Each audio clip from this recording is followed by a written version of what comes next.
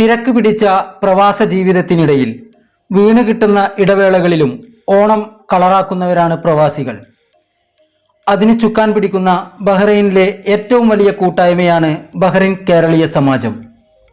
ഈ വർഷം, അതായത് 2024 ഒരു മാസം നീണ്ടു നിൽക്കുന്ന കലാകായിക പരിപാടികളാണ് ആസൂത്രണം ചെയ്തിരിക്കുന്നത്. ഓരോ ദിവസത്തെ പരിപാടിക്കും കേരളീയ സമാജം ഡയമണ്ട് ജൂബിലി ഹാൾ നിറഞ്ഞു കവിയുന്ന കാഴ്ചയാണ് നമ്മൾ കണ്ടുകൊണ്ടിരിക്കുന്നത്.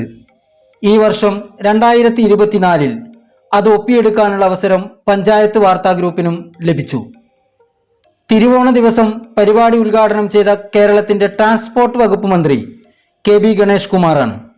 അന്ന് സമാജം പ്രസിഡന്റ് പറഞ്ഞത് 1 കോടി രൂപ ചെലവിലാണ് ഈ വർഷത്തെ ഓണാഘോഷം സംഘടിപ്പിച്ചിരിക്കുന്നത് എന്ന്.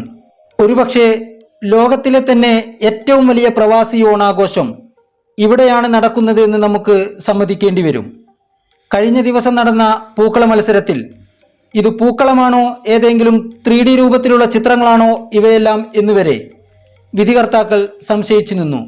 അത്രക്കും മനോഹരമായിരുന്നു ഓരോ പൂക്കളങ്ങളും. ഓഗസ്റ്റ് 30 വെള്ളിയാഴ്ച പിള്ളേരോണത്തോടു കൂടി ആരംഭിച്ച ഓണാഘോഷം സെപ്റ്റംബർ 27 വെള്ളിയാഴ്ച ആയിരക്കണക്കിന് ആളുകൾ പങ്കെടുക്കുന്ന ഓണസദ്യയോടുകൂടി കേരളീയ സമാജത്തിലെ ഈ വർഷത്തെ ഓണാഘോഷങ്ങൾക്ക് തിരശ്ശീല വീഴും.